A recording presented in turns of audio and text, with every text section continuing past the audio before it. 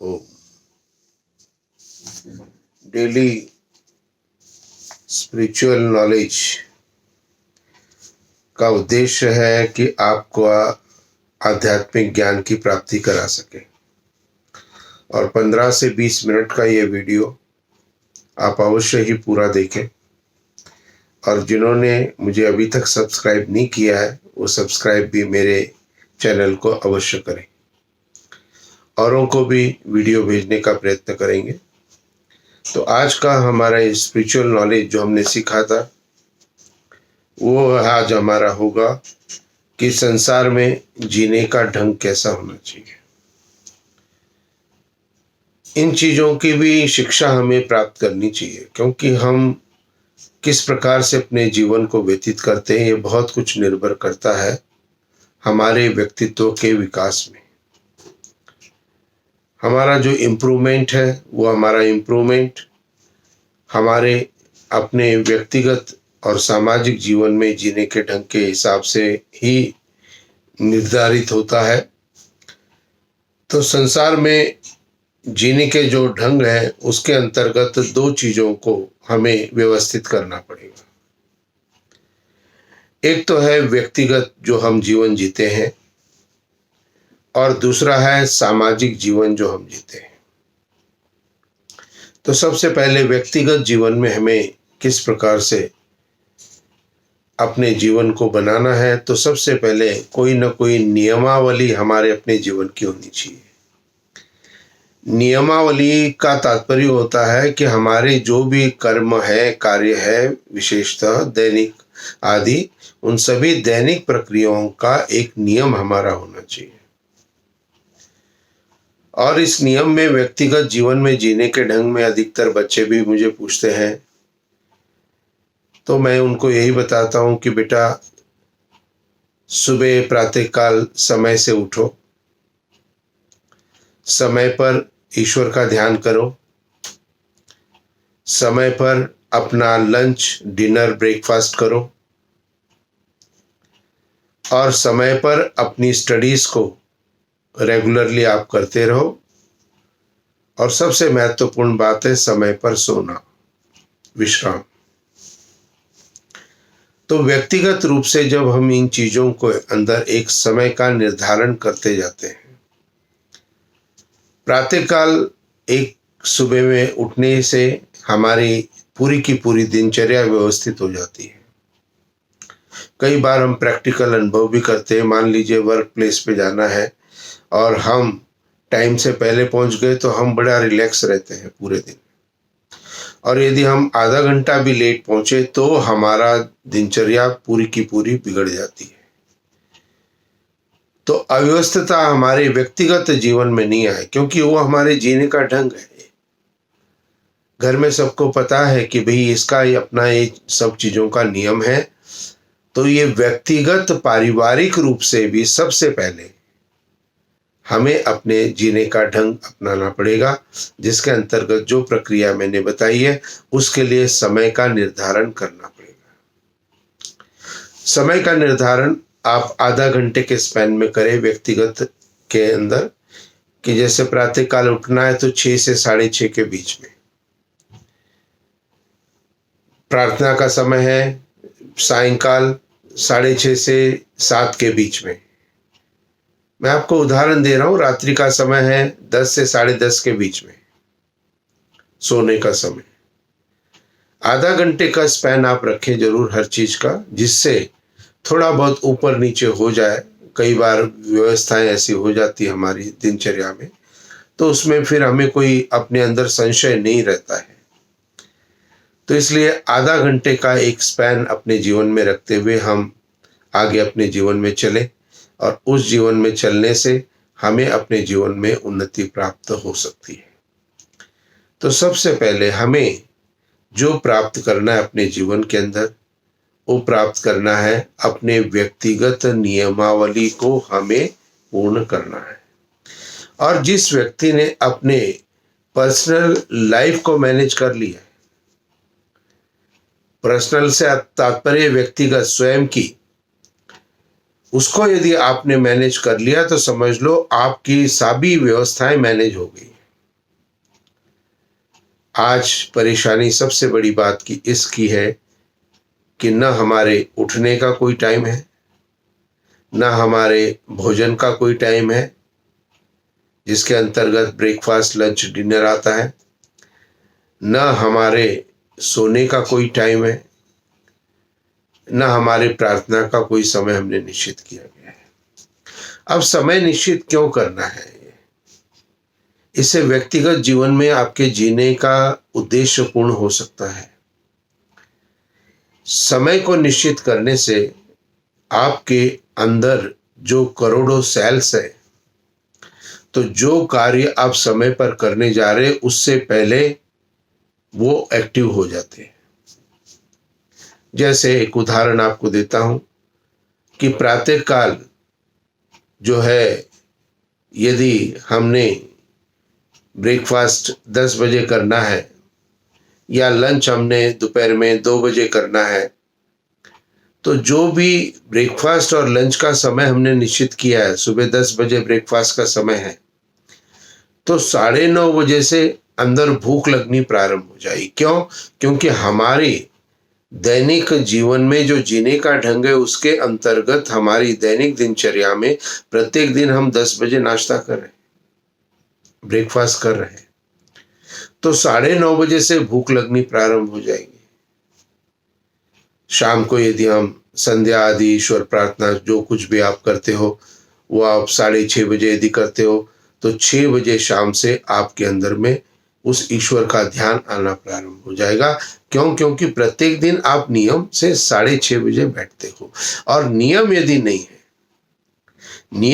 है तो आपके अंदर की व्यवस्था उसके साथ जुड़ेगी नहीं। तो जो भी चीज आप करना चाहते हो आप कर तो लेते हो, लेकिन उसका पूर्णतः आनंद आपको प्राप्त नहीं होता है। क्यों? क्योंकि आपने अपने व्यक्तिगत जीवन के जीने का ढंग व्यवस्थित नहीं किया है, कंट्रोल नहीं किया। तो सबसे पहले अपनी पर्सनल एक लाइफस्टाइल की डायरी आप बना लें कि पर्सनल मेरा ये कार्य है, पर्सनल मेरा ये व्यक्तिगत रूप से मुझे ये कार्य करने हैं। विशेषतः स्वाध्याय, ये भी हमारे व्यक्तिगत जीवन का एक ढंग होना चाहिए। स्वाध्याय की आजकल बहुत कमी हो रही है। हम कोई भी स्पिरिचुअल बुक्स नहीं पढ़ते हैं, और ये स्पिरिचुअल नॉलेज के वीडियो मैंने इसीलिए आपके लिए बनाने प्रारंभ किए हैं। 15 से 20 मिनट के बीच का ये वीडियो होगा, और ये अब तक हमारे 3 वीडियो आ चुके हैं, आज ये चौथा वीडियो है। तो इसके अंदर में संक्षेप में मैं थोड़ा थोड़ा ज्ञान आपको और आपके परिवार के सभी संतानों को भी देना चाहता हूँ। और इसीलिए मैं कहता हूँ अपनी संतानों के फोन में भी मेरा जो YouTube का है चैनल, उसको सब्सक्राइब आप कर लें, तो उनको भी अपने आप, कुछ कहने की आवश्यकता नहीं है किसी को, अपने आप वो लोग उसकी तरफ में जाना प्रारंभ करेंगे जो उनको सामने नजर आएगा। और सब्सक्राइब करने से मेरा प्रत्येक दिन का जो वीडियो मैं अपलोड करूंगा तो YouTube के अंदर आ जाएगा। तो स्वाध्याय आप करें, तो स्वाध्याय वेद आदि ग्रंथों का पुस्तकों के माध्यम से बहुत उत्तम है। सत्यार प्रकाश का पुस्तक के माध्यम से आप करें, और उसके साथ साथ दैनिक दिनचर्या के अंदर में जो वीडियो से स्पिरिचुअल नॉलेज है, इसको भी थोड़ा थोड़ा प्राप्त करने का प्रयत्न करें। और इसको आप अपनी एक डायरी भी पर्सनल बना सकते हैं, जिसमें आप इसको प्रत्येक दिन की नोटिंग कर सकते हो कि आज इस विषय में मैंने ये चीज अपने लिए समझी है, बस पॉइंट के लिए, और वो आपकी अपनी व्यक्तिगत आपको रखनी है। तो इससे आपके जीवन में जो स्पिरिचुअल नॉलेज है, जो आपका आध्यात्मिक जीवन है, जिसके द्वारा सुख, शांति, आनंद प्राप्त हो सकता है, वो आपको प्राप्त होगा। तो इसलिए व्यक्तिगत जीवन के अंदर यदि हमने अपने स्वाध्याय को या किसी भी तरह के स्पिरिचुअल नॉलेज को गेन करने का कोई प्रोसेस नहीं रखा है, तो हमारा जीवन का जीने का ढंग निरर्थक हो जाएगा। क्यों? क्योंकि स्पिरिचुअल नॉलेज ही है जो मुझे अब आगे ले जा सकती है, किसमें? उस सुख और शांति और आनंद की तरफ। धन की तरफ तो आपका काम आपको ले जा सकता है, आपका परिश्रम आपको ले जा सकता है, लेकिन स्पिरिचुअल नॉलेज आपको जो है निश्चित रूप से उस सुख, शांति, आनंद की तरफ आपको ले जाएगी, जो कि आपके लिए आवश्यक है। दैनिक व्यक्तिगत दिनचर्या के अंतर्गत हम आवश्यक रूप से अपने जीवन के अंदर में हमारे जो माता पिता है घर के अंदर में, बच्चे विशेषतः मेरी बात को ध्यान से सुने, जो भी आपके माता पिता या सास ससुर घर के अंदर में हैं, उनके नित्य प्रति अभिवादन करना, चरण स्पर्श करना, नमस्ते जी उनसे कहना, उनकी बात को ध्यान से सुनना और उनसे कभी भी ऊंची आवाज में बात नहीं करना है। यह भी आपका जीवन का जीने का एक ढंग होना चाहिए, जिसके ऊपर आप भी प्राउड फील कर सके और जिसके ऊपर आपके माता पिता भी प्राउड फील कर सके, और उसके द्वारा आप जो है अपने पर्सनल लाइफ के इतने एडवांटेज प्राप्त करोगे। माता पिता के आशीर्वाद में, बड़ों के आशीर्वाद में बहुत अलौकिक शक्ति है, और ईश्वर के बाद यदि माता पिता का आशीर्वाद प्राप्त हो गया तो बस सब कुछ हमारा व्यक्तिगत जीवन ठीक हो गया। शायद हम अपने बाहर के जीवन को तो ठीक करने का प्रयत्न करते हैं, लेकिन बाहर के लोगों का हम सम्मान करते हैं, लेकिन हम माता पिता का सम्मान नहीं करते। तो आवश्यक रूप से पर्सनल लाइफ में या अपने जीवन में उन्नति करना चाहते हो तो अपने माता पिता को निश्चित रूप से उनकी नमस्ते जी या चरण स्पर्श या उनका कहना, जो मैंने 3 बातें अभी आपको बताई, उसको आप जीवन में जरूर अपने व्यक्तिगत जीवन का एक हिस्सा बनाओ। इससे आपके माता पिता को बहुत अधिक अच्छा लगेगा और उनको प्राउड फील होगा कि मेरा बेटा या मेरी बेटी मेरे अनुसार चल रहे हैं। दूसरा जो व्यक्तिगत जीवन में जीने का ढंग हमारा है वो है सामाजिक व्यवस्था में। सामाजिक व्यवस्था में हमें 2-3 बातों का ध्यान रखना है। सर्वप्रथम सामाजिक व्यवस्था में जहां भी कभी हम सभा में जाते हैं, कहीं भी सत्संग में जाते, तो ऐसी जगह बैठे जहां पर कोई आपको नहीं उठाए। वहां बैठने का स्थान ठीक होना चाहिए। दूसरा, सामाजिक व्यवस्था में कभी भी किसी की निंदा आपने नहीं करनी है। यदि किसी के प्रति भी आपको कुछ भी सोच है आपकी, तो वो उसके आपको सम्मुख कहना है, सामने कहना है। तो अपने सामाजिक व्यवस्था में आपका ये नियम होना चाहिए कि ये व्यक्ति तो स्पष्ट है भाई, इसका जीवन का यही जीने का ढंग है, जो कुछ है सामने कह देता है, इसलिए पीछे कभी किसी की निंदा या बुराई आपने नहीं करनी है। तो सामाजिक जीवन के अंदर में अपनी व्यवस्था को शुद्ध और पवित्र बना के रखो। कई बार बहुत अच्छे लोग जो है हमारे सामने प्रस्तुत होते आते हैं, विचार करते हैं। उनके वस्त्र चाहे कैसे भी हो, लेकिन उनकी कार्यशैली, उनकी सामाजिक व्यवस्था को जो हम अनुभव करते हो उसके हिसाब से हमारे अंदर उस व्यक्ति के प्रति श्रद्धा होती है। एक बहुत ही अच्छा विद्वान व्यक्ति, चाहे वो ठीक से कपड़े भी नहीं पहना हो, उसके लिए शायद आपके सामाजिक व्यवस्था में आपके अंदर श्रद्धा होगी, और एक बहुत सूटेड बूटेड आदमी है और जो अनैतिक कार्यों में लगा है, सही नहीं है, उसके लिए शायद आप सामने तो मुख पे मुस्कुराते हुए उससे बात कर रहे होंगे, लेकिन आपके अंदर उसके लिए श्रद्धा का भाव नहीं होगा। तो सामाजिक व्यवस्था में जब हम लोगों के संपर्क में आते हैं तो ये अनुभव करना है कि जिनके संपर्क में हमारे, उनके प्रति मेरे अंदर श्रद्धा का भाव उत्पन्न हो रहा है, इसलिए मैं उनका कहना मान रहा हूं, या मैं उनसे डर रहा हूं, भय मेरे अंदर है। और जिस व्यक्ति के द्वारा आपके अंदर भय प्राप्त है वो आपको आगे नहीं ले जा सकता है, क्योंकि जब तक श्रद्धा नहीं होगी तब तक उस कार्य की पूर्णता आप अपने लिए नहीं कर सकते।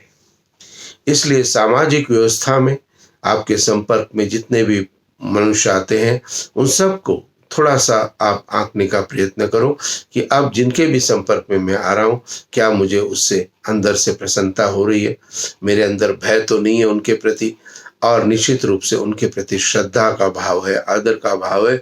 तो हम निश्चित रूप से आगे बढ़ने का प्रयत्न करेंगे। तो जीवन में जीने का ढंग अच्छा होना चाहिए। कैसा? जो आपको भी अच्छा लगे और दूसरे को भी अच्छा लगे। और दूसरा कौन है? दूसरा प्रारंभ होता है आपके परिवार से। आपको अपना जीवन भी अच्छा लगे व्यक्तिगत, और आपके परिवार को भी आपका जीवन अच्छा लगे। बस यहां से प्रारंभ करो। सामाजिक व्यवस्था अपने आप बनती चली जाएगी। तो जो व्यक्ति अपने जीवन को, जो बच्चे, जो विद्यार्थी, जो स्टूडेंट अपने पर्सनल लाइफ को टाइम टेबल के अकॉर्डिंगली मैनेज करते हैं, वो परीक्षा में बहुत अच्छे नंबर को लेके आते हैं। और जिनका कोई टाइम टेबल ही नहीं है, उनके लिए विद्या प्राप्त करना बड़ा कठिन हो जाता है। तो आप सभी, चाहे आप बड़े हो या छोटे हो, अपने जीवन में दैनिक दिनचर्या का एक टाइम टेबल जरूर बनाएं। और फिर सामाजिक व्यवस्था के अंदर भी अच्छे और पुण्य सुन व्यक्तियों के सानिध्य में आपका जीवन होना चाहिए। आप उन्हीं के संपर्क में रहें। अच्छे और बुरे दोनों की संगति में नहीं रहना है। संगति अच्छे की ही करनी है, बुरे के संपर्क में रहना है। यहां ध्यान करेंगे सामाजिक व्यवस्था में संपर्क और संगति। संगति यानी साथ बैठना, साथ विचार करना, साथ रहना। और संपर्क से मतलब है जब भी कभी व्यावहारिक आवश्यकता है, बस उतने समय के लिए आप उससे जुड़े। तो आप सामाजिक व्यवस्था में अच्छे व्यक्तियों की संगति करें, अच्छे लोगों की संगति करें, और जो आपको लगता है ये व्यक्ति ठीक नहीं है, उसके आप संपर्क में रहें। तो निश्चित रूप से हमारी सामाजिक व्यवस्था भी, जीने का ढंग हमारा उत्तमता में प्राप्त हो जाएगा, और व्यक्तिगत जीवन भी हमारा प्राप्त हो जाएगा। तो इन दोनों का कॉम्बिनेशन आपको करना है, कि जिसके अंतर्गत आप अपने जीवन के अंदर में उन दोनों बातों को प्राप्त करो।